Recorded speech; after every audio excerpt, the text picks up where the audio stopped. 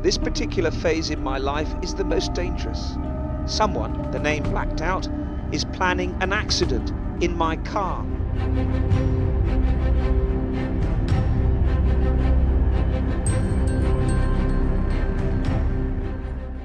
Something has come to light that no one ever saw coming. A note, written by Princess Diana herself, has been found in FBI files, hidden away for years.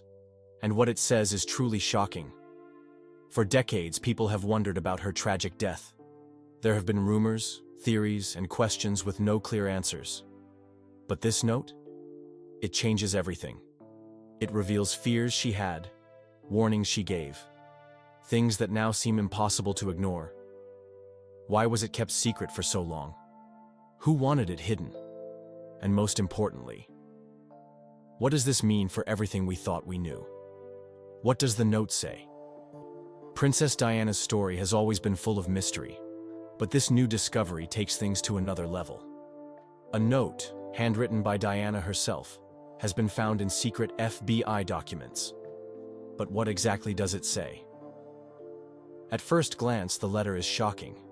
It talks about her deep emotional struggles and hints at something even more unsettling. Some believe it is a suicide note. Others think it might be something else entirely. But before we jump to conclusions, we need to break it down carefully. Did Diana express suicidal thoughts? This is the biggest question. Did Princess Diana really want to take her own life? The note reportedly describes feelings of isolation, fear, and deep sadness. It talks about how she felt like she had no control over her own life. It even suggests that she was overwhelmed to the point where she didn't know how much longer she could keep going. But here's the twist. The wording of the note is not clear-cut. Some experts say it sounds like a cry for help rather than a final goodbye. It's the kind of letter someone writes when they feel trapped, not necessarily when they are ready to give up. Diana had spoken about feeling alone before. She had opened up about her struggles with depression, bulimia, and anxiety. She once said that she felt like a prisoner inside the royal family. So, was this note just another moment where she was expressing her pain? Or was it something more serious? This is where things get complicated. When and where was this note written? The timing of this letter is very important. If Diana wrote it during her divorce from Prince Charles, it would make sense why she was feeling so low. That was one of the hardest times in her life. She was dealing with constant media attention, betrayal, and public humiliation. Imagine this. One day, you're the most loved woman in the world, and the next, you're being pushed out of the royal family. That's exactly what happened to Diana. She had given everything to her marriage. But Charles had been in love with Camilla Parker Bowles the whole time. When the truth finally came out, Diana was devastated. She was also losing her title, her home, and even her sense of security. The royal family was cutting her off, and the press was making things worse. Could this note have been written in the middle of all that? Or was it written even later, when she had finally found love with Dodi Fayed? That changes everything. If she had written it while she was happy, then why would she be thinking about ending her life? The FBI hasn't revealed the exact date of the note yet, and that's what makes this so frustrating. The timeline could tell us whether Diana was truly suicidal, or if this was just a moment of overwhelming stress. Was the handwriting authentic? Now, here's where things get even more suspicious. How do we even know this note is real? Experts have analyzed the handwriting, and from the first look, it does seem to match Diana's usual style. But there are also some strange differences. Some letters don't look quite right. The spacing feels off in certain parts. Now, we have to ask, could someone have forged this letter? If the letter was truly written by Diana, then it is a painful reminder of her struggles. But if it was fake, who would want to create a fake suicide note? And more importantly, why? We have seen cases before where documents related to Diana have been altered. Remember the infamous BBC Panorama interview? It was later revealed that Diana was tricked into giving that interview through fake documents. If people were willing to lie to Diana back then, who's to say they wouldn't lie about this note now? Some theorists believe this letter conveniently appeared to change the way people see Diana's death. If people believe she was suicidal, it takes attention away from the theory that she was murdered. Could this be part of a larger cover-up? How does this compare to Diana's "they are planning my accident" letter? This is where things get really eerie. In 1995, Diana wrote another famous letter to her butler, Paul Burrell. In it, she said something shocking. "My husband is planning an accident in my car, brake failure and serious head injury." This letter became one of the biggest pieces of evidence for people who believe Diana was assassinated. She had predicted that something would happen to her in a car crash, 2 years before she actually died in a car crash. Now, let's compare the two notes. The 1995 letter clearly shows that Diana believed someone was out to get her. She wasn't suicidal. She was scared. She thought people were plotting against her. The newly found letter seems to suggest the opposite, that Diana was feeling hopeless and might have wanted to harm herself. Do you see how these two letters completely contradict each other? One letter says Diana was fighting for her life because people were targeting her. The other suggests she had given up and was thinking of ending things herself. Which one are we supposed to believe?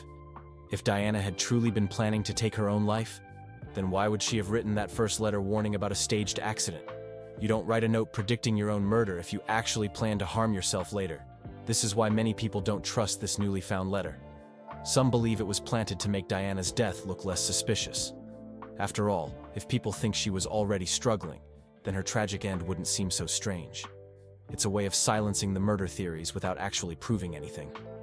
But if Diana did write both letters, then this is even more heartbreaking. It would mean she lived in a constant state of fear, sadness, and paranoia, believing that both the world and her own mind were working against her. So, what is the truth? That's the hardest part. We don't know yet. What we do know is that Diana's life was never simple. She was either the most loved woman in the world or the most hunted. She had moments of deep pain, but she also had moments of hope. If this letter is real, then it shows just how much she was struggling. But if it's fake, then someone is still trying to control her story, years after her death. One thing is certain, the mystery of Princess Diana is far from over. Was Diana being watched? First, we need to talk about something that not many people know. Princess Diana was being watched, and not just by the British government, but also by the US intelligence agencies. Now, you might be thinking, why would the FBI or the CIA care about Diana? She wasn't a politician. She wasn't a world leader. She wasn't involved in government affairs. She was a princess who spent her time helping charities and taking care of her 2 sons. But here's the thing, Diana was powerful. Not in a political way, but in a way that scared powerful people. She had the ability to change public opinion overnight. She could speak about a cause, and suddenly the whole world would care. She spoke about things that many people in power didn't want to be talked about. Things like landmines, AIDS awareness, and even corruption. There's one more thing. At the time of her death, Diana was dating Dodi Fayed, an Egyptian billionaire. There were rumors, big, loud rumors, that they were about to get married. Some even believed she was pregnant with his child. Now, let's be real. The British royal family did not like this relationship. Imagine the future King of England, Prince William, having a Muslim stepfather and possibly even a half-sibling who was part Arab. For the monarchy, which had a long history of keeping things traditional, this was a huge deal. So, Diana wasn't just a princess. She was someone who could change history. And that's why she was watched. The US government's secret involvement now, this is where things get even stranger. The FBI has never openly admitted to watching Diana, but the CIA? Well, they slipped up. In 1999, 2 years after her death, the CIA confirmed that they had over 1,000 pages of files on Diana. Yes, you heard that right, 1,000 pages. And guess what?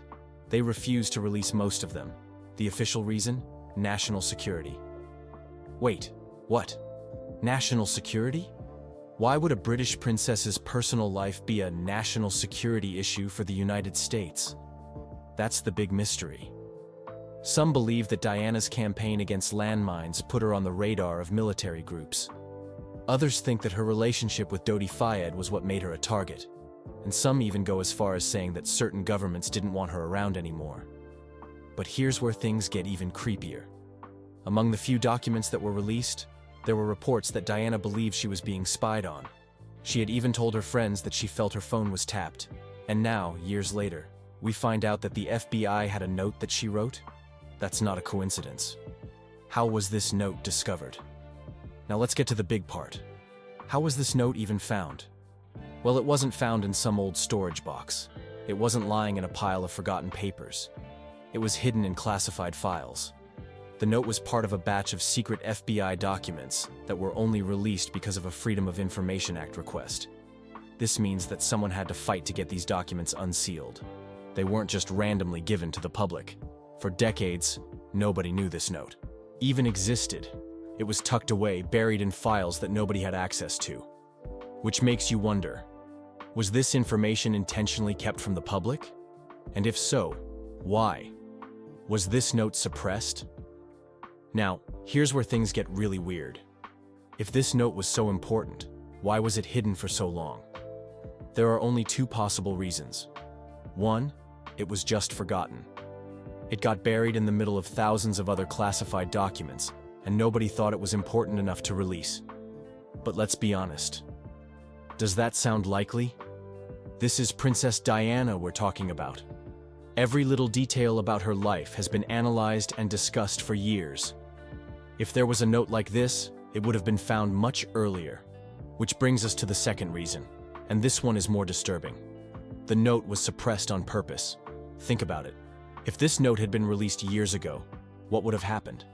If it contained anything that supported the theory that Diana was being watched, manipulated, or even threatened, then suddenly, all the conspiracy theories wouldn't seem so crazy anymore.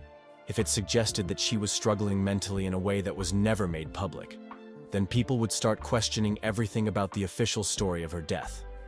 The bottom line is this: someone didn't want this note to come out, and now that it has, it raises more questions than it answers. So, what does this note really mean? Does it prove Diana was struggling so much that she wanted to take her own life? Or does it make the mystery of her death even deeper? Let's be honest. Since the day Princess Diana died, people have had their doubts. The official story says she was in a car accident while trying to escape the paparazzi. But for years, many believed that it wasn't an accident at all. People said she was murdered. Some believed the royal family was behind it. Others thought powerful forces wanted her gone. But now, with this note coming to light, things have taken an unexpected turn. If Diana really wrote a letter hinting at suicide, does that mean all those theories were wrong? Could it be that she was truly in emotional pain and no one listened? Or, and this is a big or, was this note planted? Was it written under pressure? Was someone trying to build a case even before she died? Does this note challenge the assassination theory? For years, Diana herself believed she was being watched. She once told her butler, Paul Burrell, that she feared for her life. She even wrote a letter predicting that she would die in a car crash. That letter is real. It's been public knowledge for a long time. In it, she said that someone was planning to tamper with her car's brakes. Now, if someone was planning to harm her, why would she also write a note about suicide? These two things don't really match, do they? If this note is real, then some people will say, see? Maybe she wasn't murdered. Maybe she was just deeply sad, and the accident was truly an accident. But is it really that simple? The people who believe she was killed still have questions. They ask, if this note existed all along, why are we only hearing about it now? Why did the FBI have it? And why would a woman who was full of life, a woman who had just started a new relationship, suddenly write a note about ending it all? It just doesn't sit right. If Diana was truly in danger, it's possible that this note was a distraction, a way to make sure that if something happened to her, people wouldn't suspect foul play. And that makes you wonder, was this note really written by Diana? Or does this prove she was under psychological pressure? Let's consider something else. What if this note doesn't mean she planned to harm herself, but instead, it shows the emotional pain she was in? Diana had been through a lot. Her marriage to Prince Charles was a disaster. She felt alone in the royal family. She battled bulimia, depression, and an overwhelming amount of media pressure. Every single thing she did was watched. Every mistake was put on the front page of a newspaper. Every emotion was judged. Imagine being in that position. Imagine feeling like you have no escape. Now add to that the fact that Diana was speaking out. She had done that famous interview with the BBC where she said, "There were 3 of us in this marriage." She was open about her struggles. She was trying to break free from the royal family's control. And we all know how dangerous it can be when powerful people don't want the truth to come out. Could it be that Diana was being pushed into a mental state where she felt completely helpless?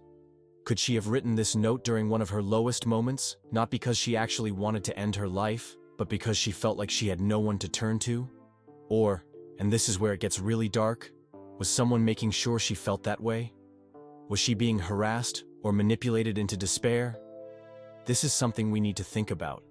We already know that Diana felt like she was being watched.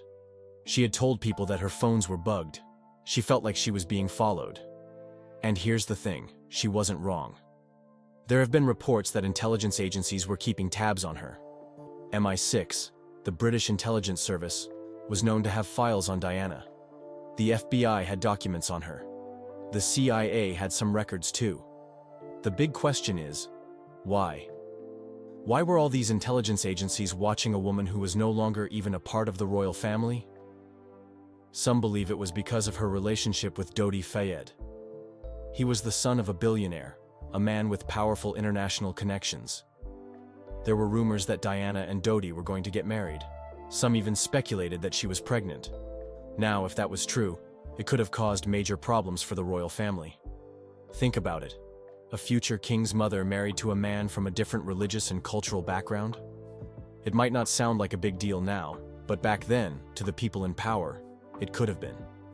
So, was Diana being pushed into a state of despair? Was she being watched so closely that she felt like she had nowhere to go? If someone wanted her out of the picture, could psychological pressure have been part of the plan? And that brings us to the biggest question of all. Did she actually write this note? Or was it written for her? Could this note have been written under duress? This is where things get even murkier. Let's say for a moment that Diana did write this note. But let's also consider that she may not have done it freely.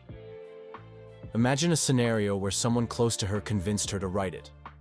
Maybe they told her, "Write down how you're feeling. It'll help."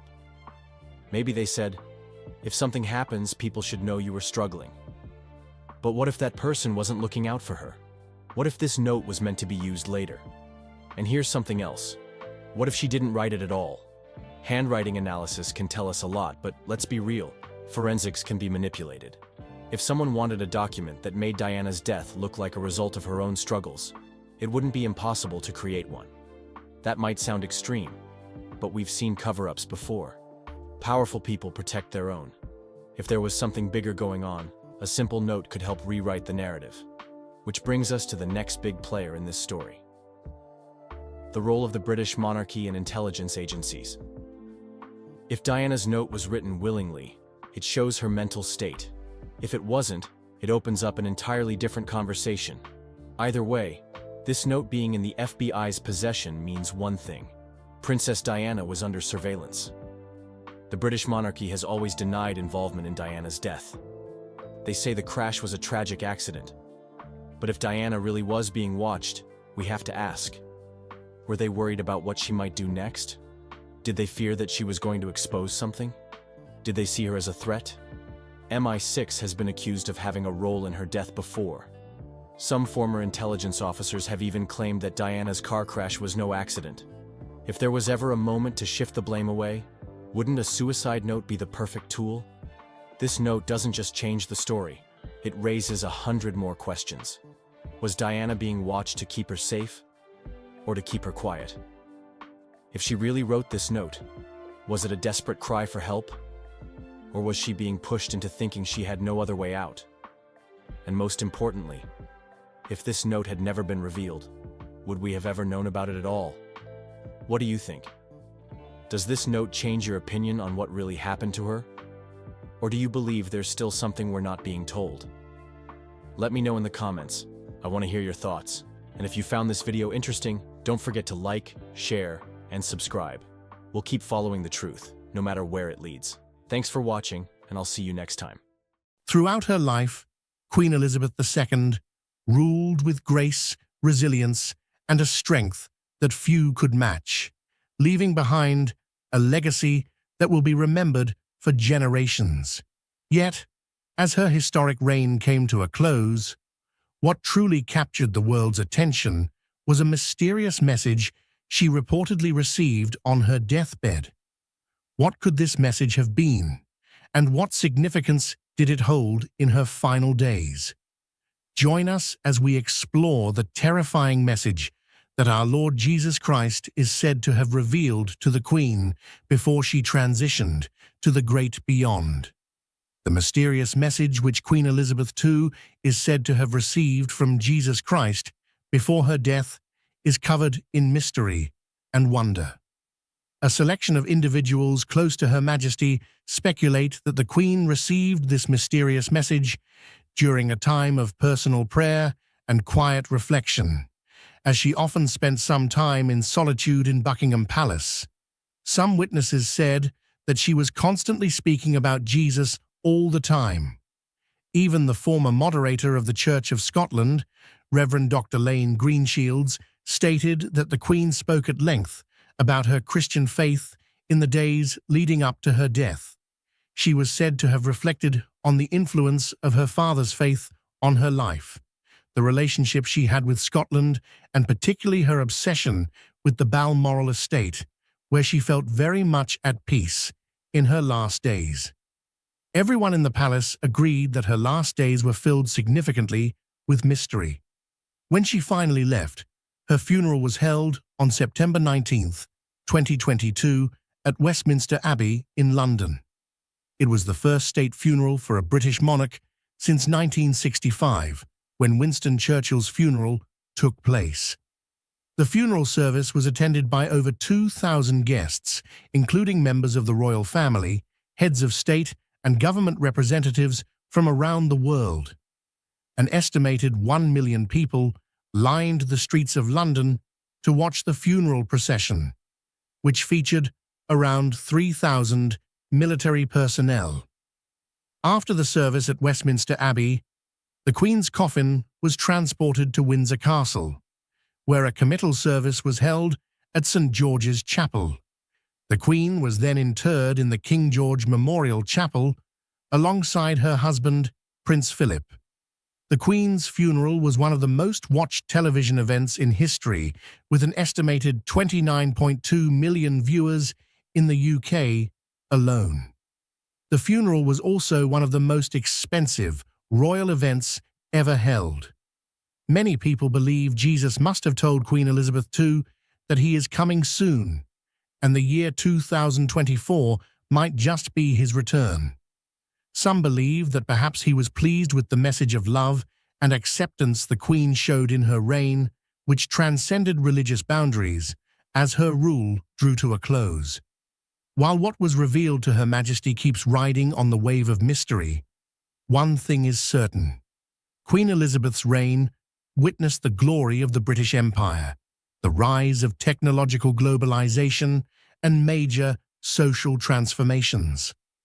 As the role of religion in public life shifted, the Queen remained steadfast in her beliefs. While much of British society grew more secular, she never wavered in her commitment to the Church of England. To then try to understand why it would be possible for Jesus to send Queen Elizabeth a message in her final moments, let's explore her lifetime and her deep connection with God. The relationship between Queen Elizabeth and the Church. The coronation of Queen Elizabeth II wasn't just a formal event. Rather, it was also a religious one. Elizabeth was elegantly dressed in royal regalia, a symbol of British tradition and continuity. While the coronation was a day filled with splendor and festivities, for Elizabeth, this day marked a deep spiritual commitment, a promise to uphold the teachings of the Church of England for the rest of her life. The ceremony took place in West Abbey, a place that's become part of British history, where kings and queens have been crowned for nearly 1,000 years. In that sacred space, Elizabeth took an oath. She promised to maintain the laws of God and the teachings of the Protestant faith. From that moment on, she was not just Queen of the United Kingdom, but also the Supreme Governor of the Church of England. But despite the weight of this responsibility, and however heavy it must have been on her shoulders, the Queen discharged her duties with so much elegance, grace, and great poise. Queen Elizabeth also viewed being Britain's monarch as a divine mission. It is widely believed that her coronation was more than a grand display of royal wealth and power. It was a deeply personal religious experience for Elizabeth.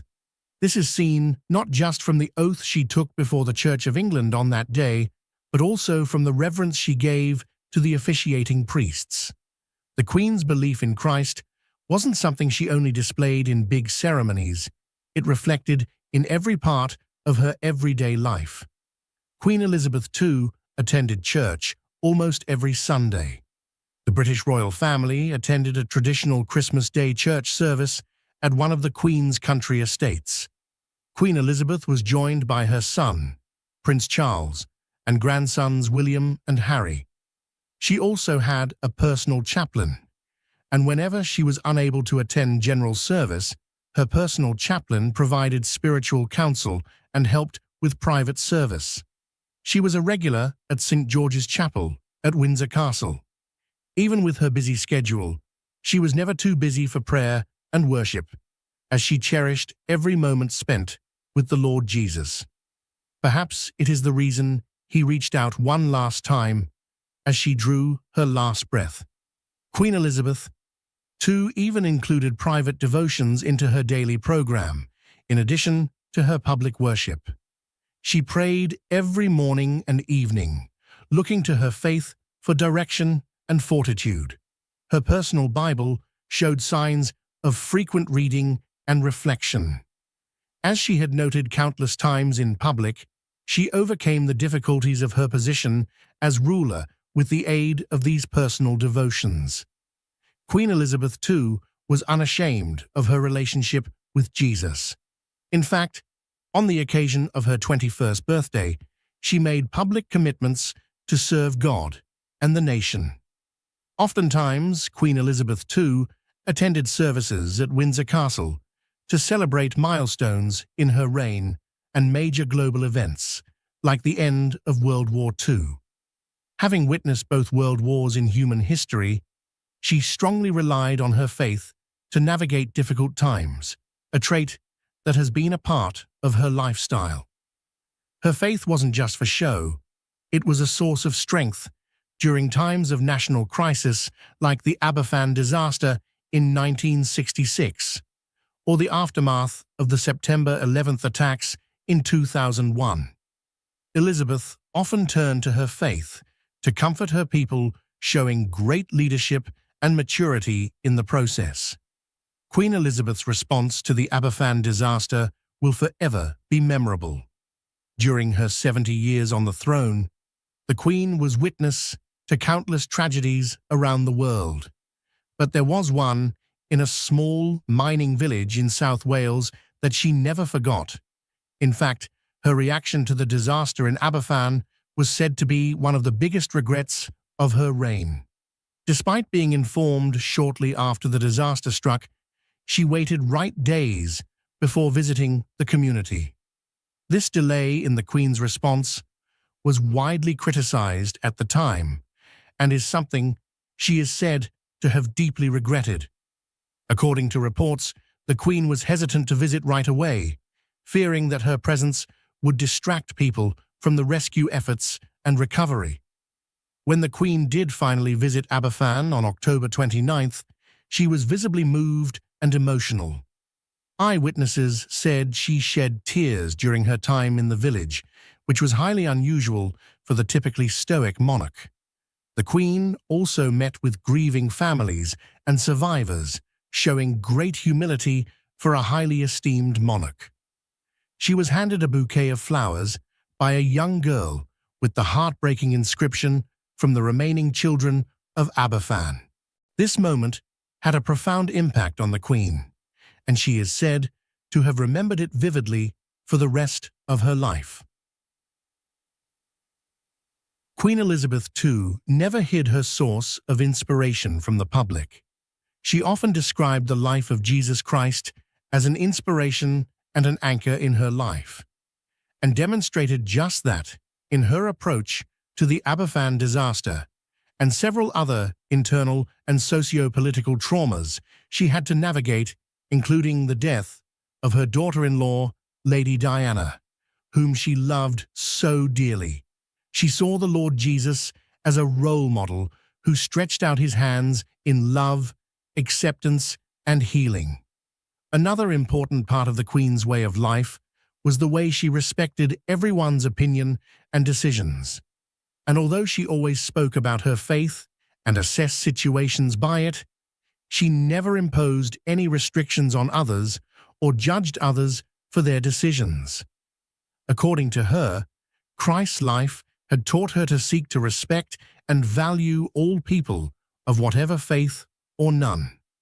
She had an inclusive approach to life, pointing to Jesus as an inspiration for people of all beliefs and saying that his love is a universal commodity. She also believed that those who follow him must understand this as well in their dealings with others. Queen Elizabeth II recognized the importance of religious diversity in the United Kingdom, and as such, she made efforts to engage with and support other faiths, including visiting mosques, synagogues, and temples during her travels. The late Queen also spoke of her personal accountability before God and how she desired for people to feel the power of God's love. The teachings of Jesus Christ were foundational to her life and her reign, showing just how deeply she valued her connection to God for her. It wasn't just about fulfilling her role as a monarch, it was about staying true to herself and her beliefs. Meanwhile, some people would argue that the Queen's devotion to the gospel of Christ was a result of her upbringing. How true is this? The formative years of Queen Elizabeth. Elizabeth was born in Mayfair, London, during the reign of her paternal grandfather, King George V. She was the first child of the Duke and Duchess of York, later King George VI, and Queen Elizabeth, the Queen Mother. Her father acceded to the throne in 1936 upon the abdication of his brother Edward VII, making the 10-year-old Princess Elizabeth the heir presumptive. She was educated privately at home and began to undertake public duties during the Second World War, serving in the Auxiliary Territorial Service. Queen Elizabeth II's faith as a Christian has been significantly shaped by both her upbringing within the royal family and the influence of her father, King George VI, on her religious beliefs. As a member of the British monarchy, she was exposed to the traditions and customs of the Church of England from a young age, fostering a strong foundation in Christian values and principles. However, it was her father's own deep faith and commitment to God that played a major role in nurturing her spiritual journey. King George VI was known for his devout Christian beliefs and his dedication to his faith. He was a regular attendee of church services and actively engaged in religious practices, setting an example for his daughter, Princess Elizabeth, to follow. Growing up in such an environment, she witnessed firsthand the importance of faith in her father's life and how it guided him in his duties as king and as a man of integrity. The influence of King George VI on Queen Elizabeth II's faith can be seen in various aspects of her life and reign. Their shared commitment to the Anglican Church created a strong bond between them, with religion serving as a source of unity and support within the royal family. The king's emphasis on duty, service, and moral responsibility left a lasting impression on his daughter, instilling in her a sense of purpose and calling that would shape her reign as queen. The coronation of Queen Elizabeth II in 1953 following the death of her father was a poignant moment that reflected the continuity of their shared faith and values. Taking the coronation oath to uphold the Protestant Reformed religion established by law reaffirmed her commitment to the Church of England, a commitment that was influenced by her father's legacy of faith and service. The presence of religious symbols and rituals during the coronation ceremony underscored the deep spiritual significance of the occasion and reinforced the importance of faith in the monarch's role. Throughout her reign, Queen Elizabeth II has maintained a close connection to her Christian faith, drawing strength and guidance from her upbringing and the lessons imparted by her father. Her frequent attendance at church services, participation in religious ceremonies, and support for charitable causes within the Christian community reflect her ongoing commitment to her faith and her desire to fulfill her role as defender of the faith. In November 1947, she married Philip Mountbatten, a former prince of Greece and Denmark. Their marriage lasted 73 years until his death in 2021. They had 4 children: Charles, Anne, Andrew, and Edward. When her father died in February 1952, Elizabeth, then 25 years old, became queen of 7 independent Commonwealth countries: the United Kingdom, Canada, Australia, New Zealand, South Africa, Pakistan, and Ceylon, known today as Sri Lanka, as well as head of the Commonwealth. Elizabeth reigned as a constitutional monarchy through major political changes, such as the Troubles in Northern Ireland. She also witnessed the devolution in the United Kingdom, the decolonization of Africa, and the United Kingdom's accession to the European communities. The years of her reign in colonies, however, varied over time as territories gained independence and some colonies became republics. As queen, Elizabeth was served by more than 170 prime ministers across her jurisdictions. Her many historic visits and meetings included state visits to China in 1986, to Russia in 1994, and to the Republic of Ireland in 2011. She also had meetings with 5 popes and 14 US presidents. She lived a memorable life, which saw her witnessing her coronation in 1953 and the celebrations of her silver, golden, diamond, and platinum jubilees in 1977, 2002, 2012, and 2022, respectively. Although she faced occasional Republican sentiment and media criticism of her family, particularly after the breakdowns of her children's marriages and the death in 1997 of her former daughter-in-law, Diana, support for the monarchy in the United Kingdom remained consistently high throughout her lifetime. Her personal popularity was also on the high side. Elizabeth died at the age of 96 at Balmoral Castle and was succeeded by her eldest son, Charles II. Meanwhile, looking at the life lived by Queen Elizabeth II, one thing remains unclear. She reigned at a time where world politics were filled with iniquities and darkness. Yet she kept her crown, but most importantly, she remained in true service to God. What does it take to hold on to faith when the world around you is moving in the opposite direction? Let us explore Queen Elizabeth's enduring legacy in a few minutes. Queen Elizabeth's enduring legacy. The late Queen handled the challenge of modernity with grace and class, often balancing tradition and modernity in an age when the monarchy's relevance was increasingly questioned.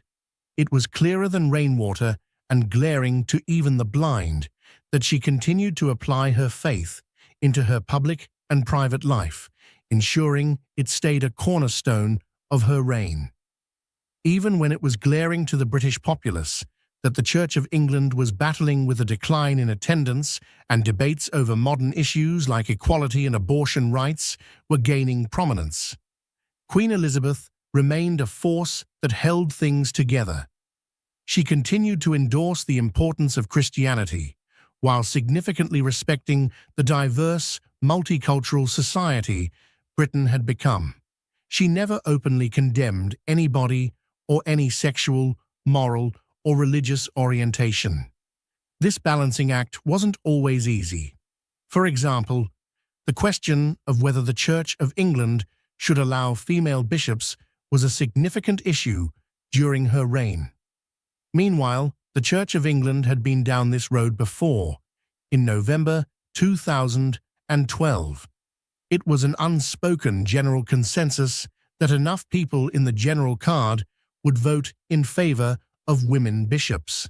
But in the end, they were narrowly defeated, as the supreme governor of the Church, Queen Elizabeth, had to navigate these changes carefully, showing respect for the evolving beliefs within her church, while also staying true to her own convictions. She had her own beliefs about the issue, but she claimed she suspended it to reach a compromise. Her steady walk of faith possibly gave her the wisdom to handle such delicate matters with diplomacy and grace. Also, her ability to keep faith at the center of her life, even as the world around her changed, speaks to the depth of her convictions. This wasn't just about upholding a family tradition, but living her life in accordance with her values, no matter the circumstances. As we reflect on Queen Elizabeth's life, it is clear that her faith was not just a personal matter, but a public one deeply intertwined with her role as a monarch. One of her greatest achievements was her ability to modernize the monarchy without losing its essence, by staying true to her religious convictions while embracing social change. She demonstrated that tradition and progress don't have to be at war. It is widely believed that the not-so-new King Charles would also have to navigate a similarly complex landscape, and the Queen Elizabeth's example will no doubt serve as a guide. Again, her legacy is also a reminder of the power of faith in leadership. In a world often dominated by politics and power struggles, she showed that a leader could still be guided by moral and spiritual values. Her faith was her quiet source of strength. She never forced it upon others, but it was always present, influencing her decisions and her demeanor. As the world continues to evolve, Elizabeth's reign will be remembered as a time when the monarchy maintained its dignity and relevance.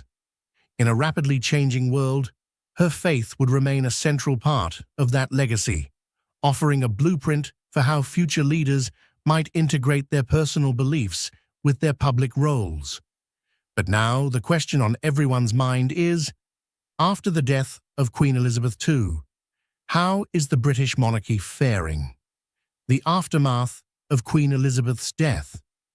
In the immediate aftermath of Queen Elizabeth II's death, Prince Charles, as the heir apparent, assumed a more prominent role in representing the monarchy and carrying out official duties. As the Prince of Wales and the eldest son of the late Queen, Prince Charles had been preparing for his future role as king and had already established himself as a champion of various charitable causes and initiatives. The transition of power from Queen Elizabeth II to Prince Charles marked a significant moment of change for the British monarchy. Years after Elizabeth's death, and while the institution itself remains deeply rooted in tradition and history, there are discussions about potential modernizations and reforms that could be implemented under the new reign. More so, questions about the relevance of the monarchy in the 21st century, the role of the royal family in a rapidly changing world, and the need to adapt to evolving social norms and expectations are being raised. People are wondering what the constitutional role of the monarchy is in a democratic society. Critics argue that the hereditary nature of the monarchy conflicts with democratic principles, as the monarch's position is based on birthright, rather than merit or popular support. Some question whether a system that assigns power and privilege based on lineage is compatible with the ideals of equality and meritocracy that are valued in contemporary society. Another talking point is the cost of monarchy to the average taxpayer. Critics argue that the royal family's funding from the public purse is an outdated institutional burden. This is said to be a legacy that places a financial burden on taxpayers, especially during times of economic hardship and austerity measures. Supporters, on the other hand, argue that the monarchy brings in tourism revenue and serves as a symbol of national pride and continuity. What are your thoughts on Queen Elizabeth II and her reign?